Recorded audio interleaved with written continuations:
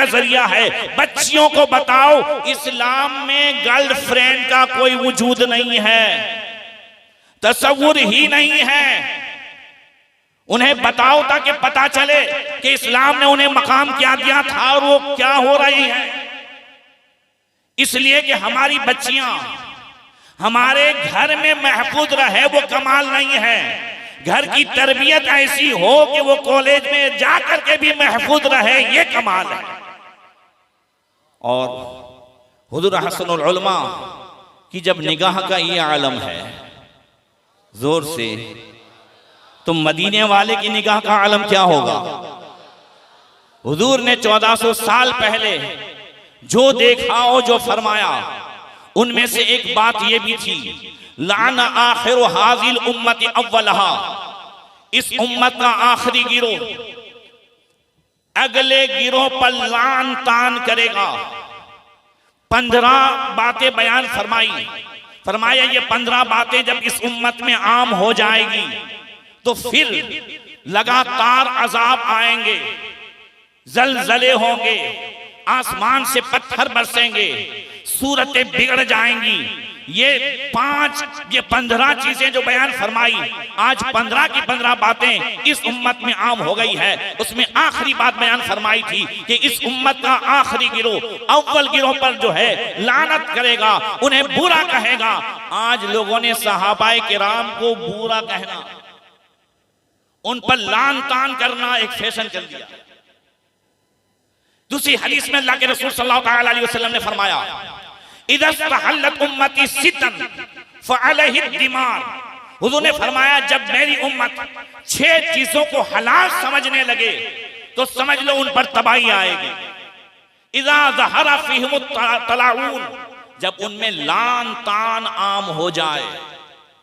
दूसरे नंबर पे वह शरीबुल खुमर, और शराब ज्यादा पी जाने लगी।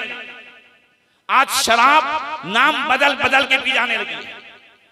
कोई ताड़ी कह करके पी रहा है, कोई विस्की कह के पी रहा है।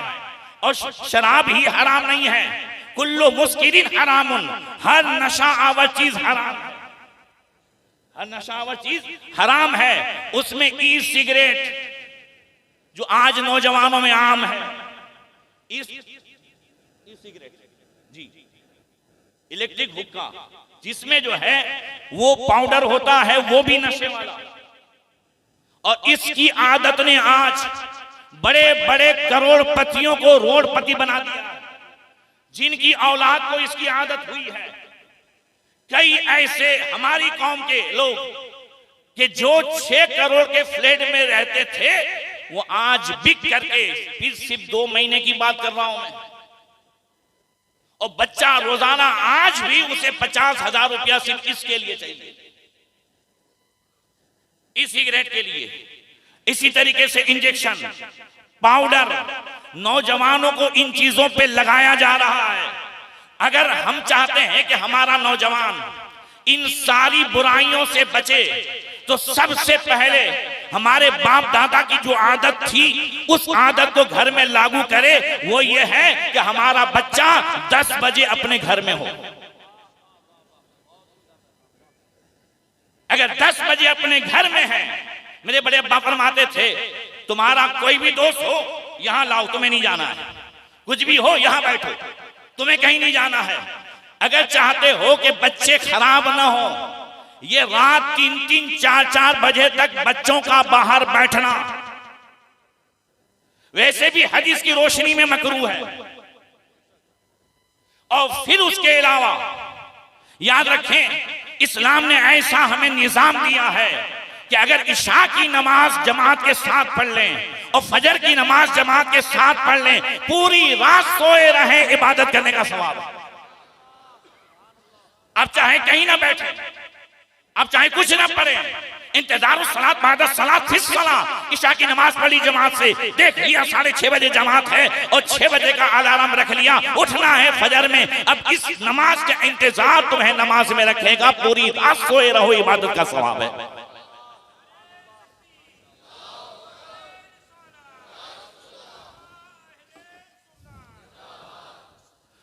फिर फरमाया वलबीसुल हरीर, रेशम पहना जाए खूब, वह जहरल व तखजुल क़ियान, और नाच गान आम हो जाए। और अगर मैं कहूं कि नाच गान को लोगों ने आज इतना आम कर दिया, इतना आम कर दिया है कि बसा औकात सवाब कर लिया है। अब तो चादर चढ़ाने जाते हैं मजार पे, उसमें भी डीजे बाजे। आप देखें अहमदाबाद वगैरह में अभी शुरू है हुजूर शाह आलम रहमतुल्लाह ताला अलैह का उर्स, जैसे ही शुरू होगा 2-4 दिन के बाद इसी महीने में बस शुरू, पूरी रात आप देखें महीना खत्म होने तक, इस महीने के खत्म होने तक, और ऐसे हर सिटी में पूरी रात डीजे बाजे और फिर फटाके, बल्कि फटाके अब तो मिलाद में भी होने लगे। पूरी रात उस शबे विलादत जो है मुसलमान नौजवान ये फटाके फोड़ रहा है। मुझे कुछ लोगों ने कहा हजरत ऐसा ना हो कि अब फटाका इस त्योहार का एक हिस्सा हो जाए और लोग इस त्योहार में यानी मिलाद के उसमें फटाके की दुकानें खोल दें। शादी ब्याह हो, उर्स हो, मिलाद हो, मुझे बताओ फटाका ये इसके फजूल खर्ची होने में किसी को शक है? पूरा मजमा बोलो, ये फजूल खर्ची है कि नहीं है? जोर से बोलो, है कि नहीं है? मैं परसों भावनगर था, तो जो लोग जिनको हर चीज में बिदात नजर आती है उनके घर में भी शादियों में लाख लाख रुपए के फटाके फोड़े जाते हैं।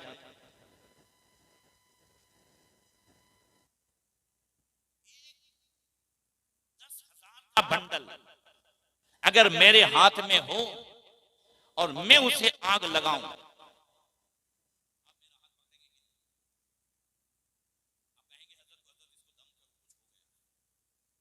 पागल हो गया है, दिमाग सही नहीं है, 10,000 का बंडल जला रहा है, बगैर आवाज के मैं 10,000 का बंडल जलाऊं तो पागल।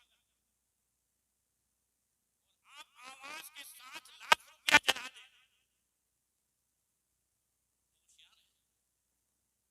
इतनी सी बात हमारी समझ में ना आए तो फिर तबाही से हमको कोई रोकने वाली चीज नहीं। लाखों लाख रुपए इसी मिलाद के मौके पर आप मुझे बताएं, इतने फटाके और इतनी जो है नाजायज चीजों में जो रुपए खर्च किए जाते हैं उर्सों वगैरह में, क्या किसी ने हुजूर के नाम पे मिलाद की सुबह अपनी मस्जिद के इमाम को कुछ दिया, मुअज्जिन को कुछ दिया?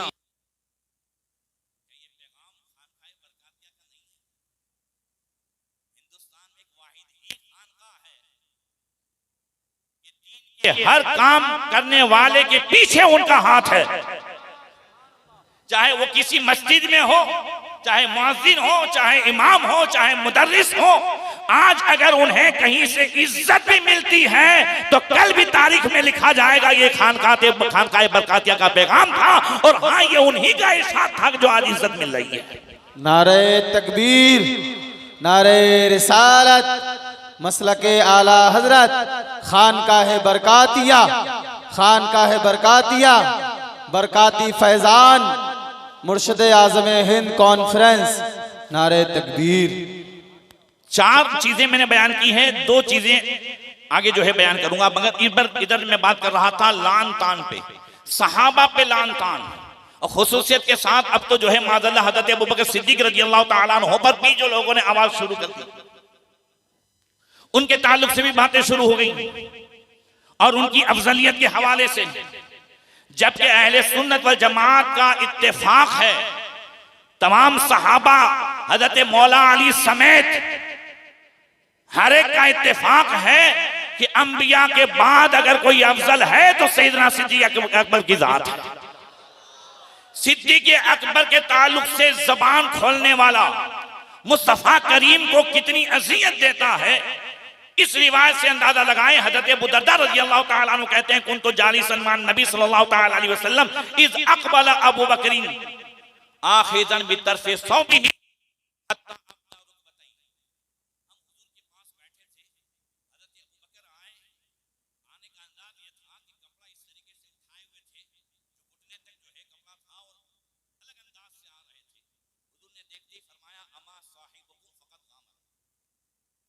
साहिब किसी से लड़ झगड़ के आ रहे हैं, अबू बकर आज किसी से लड़ाई करके आ रहे हैं, फसल्लमा फक़ाल या रसूलल्लाह इन्नी काना बैनी व बैन इब्न अल-खत्ताब शै'उन फअसरतु इलैहि सुम्मा नदिमतु फसअलतु अन यग़फिर ली बाबा अलैया इलैक। या रसूलल्लाह बात यह है कि मेरे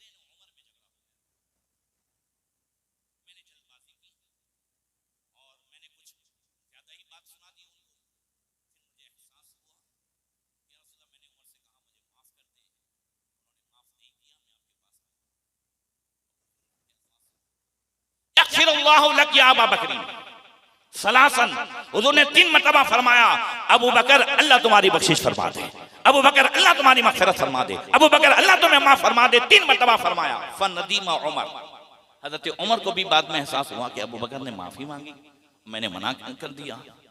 फ़अता मंज़िला अबी बकरीन, वो हज़रत अबू बकर के घर गए। फ़सअला असम्मा अबू बकरीन, उन्होंने पूछा कि अबू बकर यहाँ हैं? फ़क़ालू ला, लोगों ने कहा नहीं यहाँ नहीं है। उन्हें पता चल गया अगर यहाँ नहीं है तो कहाँ होंगे। फ़अता इलन नबी सल्लल्लाहु अलैहि वसल्लम, वो हुजूर के पास पहुंचे। हुजूर ने जब हज़रत उमर को आता हुआ देखा, फ़वजहुन नबी सल्लल्लाहु अलैहि वसल्लम यतमअ हत्ता अशफ़क़ अबू बकरीन फ़जसा अला रुकबतैहि, हुजूर का चेहरा मुबारक बिगड़ गया, हुजूर का चेहरा जो है सुर्ख हो गया, जलाल में आए, यहाँ तक कि हज़रत अबू बकर घुटनों से बल बैठ गए और 2 मरतबा कहने लगे, या रसूलल्लाह अना कुन्तु अज़लमु, या रसूलल्लाह मैंने जो है ज़्यादती की थी, उमर का कोई कसूर नहीं है। या रसूलल्लाह मैंने ज़्यादती की थी, उमर का कोई कसूर नहीं है। हुजूर खड़े हुए, हज़रत उमर बैठे हैं और हुजूर ने इरशाद फरमाया, इन्नल्लाह क़द बअसनी इलैकुम फ़क़ुल्तुम कज़िबता व क़ाल अबू बकर सदक़ता व वासाली नफ्सी व माली फ़हल अंतुम तारिकु ली साहिबी। हुजूर ने फरमाया, सुन लो, अल्लाह ताला ने मुझे ऐलान नबूवत का हुक्म दिया, तुम में नबी बना करके भेजा, तुम सब ने कहा था कि तुम्हारी बात झूठी है। एक अबू बकर है कि उसने कहा था तुमने सच कहा या रसूल अल्लाह। फवासानी नफ्सी व माली, और अबू बकर की सच्चाई, जरा जोर से कह दो, अबू बकर ने अपनी जान, अपना माल, अहलो अयाल सब मुझ पर कुर्बान कर दिया। फहल अंतुम तारिकु ली साहिबी,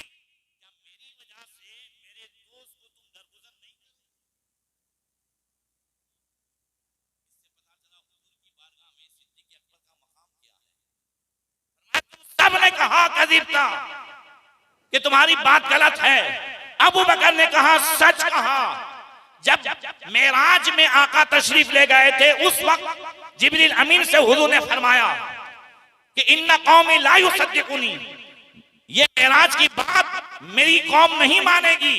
तो जिब्रील अमीन ने उस वक्त आसमानों की सैर करते करते कहा था, कौम माने के ना माने, युसद्दिकु का अबू बकरीन व हुवा सिद्दीक, कोई माने के ना माने, अबू बकर जरूर मान लेंगे।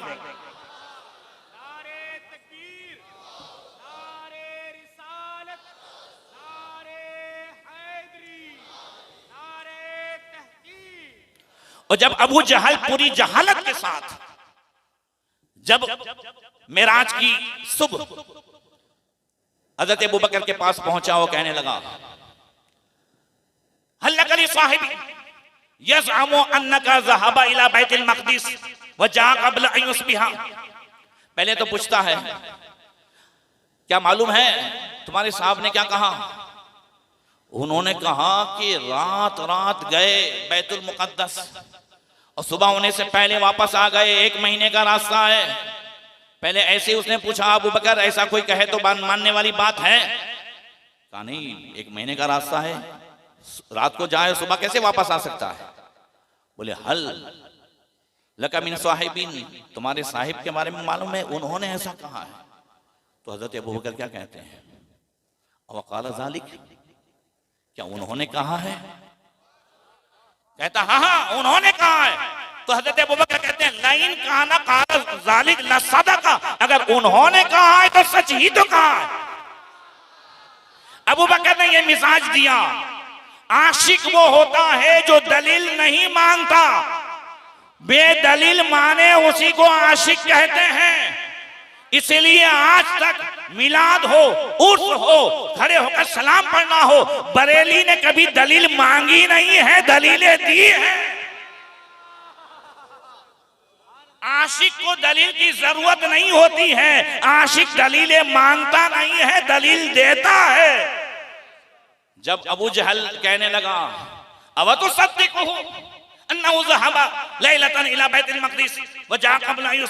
अबू बकर तुम्हारे जैसा इंसान इस बात को मानने को तैयार है कि वो रातों रात गए, वो सुबह होने से पहले वापस आ गए। अब हजरत अबू बकर दलील दे रहे हैं। उस सत्य को हुआ अबाद मिन ज़ालिक, मैं तो इससे भी दूर की बात मानता हूं। उस सत्य को भी खबर मिन समाए फी गदवतिन व रौहतिन, मैं तो मान रहा हूं कि सुबह व शाम उनके पास आसमान की खबर आ रही है, जिब्रील अमीन आ रहे हैं। तो जब जिब्रील के आने को मानो तो मुस्तफा के जाने को क्यों ना मानो? अल्लाह अकबर। पता ये चला कि आज जरूरी है कि हम अपने अकीदे को उस अंदाज से रखे जो मारेरा मुतहरा के बुजुर्गों ने, जो हुजूर हसनुल उलमा ने, जो हुजूर अमीन मिल्लत ने, जो हुजूर रफीक मिल्लत ने और उलमा अहले सुन्नत ने हम तक मसलक आला हज़रत का जो पैगाम पहुंचाया, अल्हम्दुलिल्लाह हम अहले सुन्नत वल जमात ही हैं जो सही माने में अहले बैत को भी मानने वाले हैं, सहाबा को भी मानने वाले हैं, हर वली को मानने वाले हैं, और अल्हम्दुलिल्लाह जो इन सब को माने वही पक्का सुन्नी है। आप देखें उर्से कासमी में जितनी तकरीरें होती हैं, हर तकरीर अल्हम्दुलिल्लाह कोई ना कोई पैगाम, जोर से बोलो, कोई ना कोई पैगाम, या कायदे अहले सुन्नत के हवाले से, या इस्लाह अमाल के एतबार से, या मामूलात अहले सुन्नत के एतबार से, हर एक तकरीर में कोई ना कोई पैगाम होता है। मगर हम सब की तकरीरों पर अगर सीधी सादी बात किसी पर भारी होती है तो हुजूर रफीक मिल्लत और हुजूर अमान अहले सुन्नत की। आप देखिए, मैं 2 साल से मुसलसल देख रहा हूं, उससे नूरी में भी और उससे कासमी में भी हुजूर अमान अहले सुन्नत हजरत अमान मियां साहब किबला आज सारे नौजवानों के लिए एक ऐसे वो आइडियल हैं। इतनी सीधी सीधी बातें रहती है, हर बात पर अगर एक सेमिनार किया जाए, ऐसी ऐसी बातें, मैंने 1 घंटा तकरीर की गोंडल में, बहुत सारी बातें की। हुजूर अमान मियां साहब ने 15 मिनट तकरीर की, वो बातें बयान की है जो खुलूस के साथ हर एक के दिल में उतर रही थी। हुजूर रफीक मिल्लत की वो बातें आप देखें कि एक तकरीर में आपकी जिंदगी का हर शोबा और हर शोबे के हवाले से हिदायत हुजूर रफीक मिल्लत के बयान में मौजूद होता है। आपकी शादी ब्याह का मसला हो, तीजा चहलुम का मसला हो, या उसके अलावा कोई मामला हो, खाने पीने का अंदाज हो, या माँ बाप के ताल्लुक से कोई बातें हों, या आपकी शब रोज के हवाले से कोई बातें हों, अकायद के मामलात हों, कुछ भी हो, हुजूर रफीक मिल्लत उस अंदाज से सही माने में पीर वही है। जोर से जो कौम को सही हिदायत दे, जब इतनी बड़ी शख्सियत में मौजूद है, खामखा मेरे जैसा टाइम खाए वो बेहतर नहीं है। मैं अदब व एहतराम के साथ हुजूर की बारगाह में पेश करता हूं। नारे रिसालत, नारे हैदरी, हुजूर रफीक मिल्लत।